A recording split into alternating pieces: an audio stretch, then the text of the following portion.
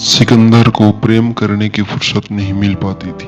कैसे मिले? उसे तो अभी बड़े युद्ध जीतने हैं, सारी पृथ्वी पर राज्य निर्मित करना है। नेपोलियन रोज युद्ध के मैदान से अपनी पत्नी को पत्र लिखता था, लेकिन लिखता युद्ध के मैदान से ही, घर कभी नहीं आता था। रोज लिखता है पत्र, ऐसा एक दिन नहीं छोड़ता जब वह पत्र न लिखे। वह भी मुझे लगता है कि किसी अपराध भाव के कारण लिखता होगा। धीरे धीरे पत्नी किसी और के प्रेम में पड़ जाती है। वह अपना पत्र ही लिखते रहते हैं। वह उनके पत्र पढ़ती भी नहीं। फिर जोसेफाइन के संबंध में कहा जाता है कि वह धीरे धीरे नेपोलियन का पत्र खोलती भी नहीं, कचरे में डाल देती थी, क्योंकि स्त्री कब तक प्रतीक्षा करे। वह किसी और सैनिक को प्रेम करने लगी। नेपोलियन सदा युद्धों में है। वहां से पत्र लिखता है रोज कि आज एक नगर और जीता, तेरे चरणों में समर्पित जोसेफाइन। मगर नगरों को समर्पित करने से जोसेफाइन को कोई खुशी नहीं होती। वह चाहती है नेपोलियन आए। नगरों का वह क्या करेगी?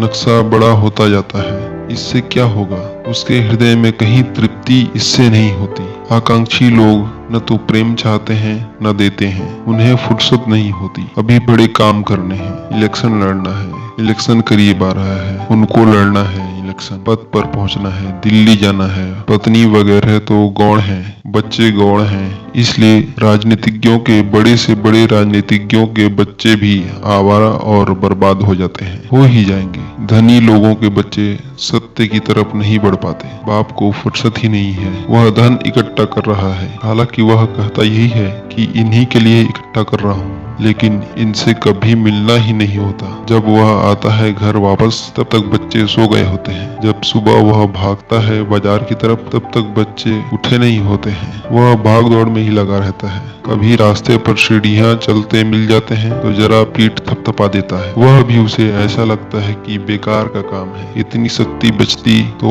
और धन कमा लेते। इतना ही किसी और को थपथपाते बाजार में तो तिजोरी भर जाती। यह नाहक बीच में आ गया। धनी व्यक्तियों के बच्चों का बाप से मिलना ही नहीं होता, और बहुत धनी व्यक्तियों के बच्चों को उनकी माँ से भी मिलना नहीं होता, क्योंकि माँ को भी कहाँ फुर्सत है। क्लब है, सोसाइटी है, 25 जाल है, पति के साथ जाना है भोजन में, क्योंकि उस पर पति का धंधा निर्भर करता है। पति के साथ जाकर हंसना है, बात करना है लोगों से, और क्योंकि यह धंधे के लिए जरूरी है।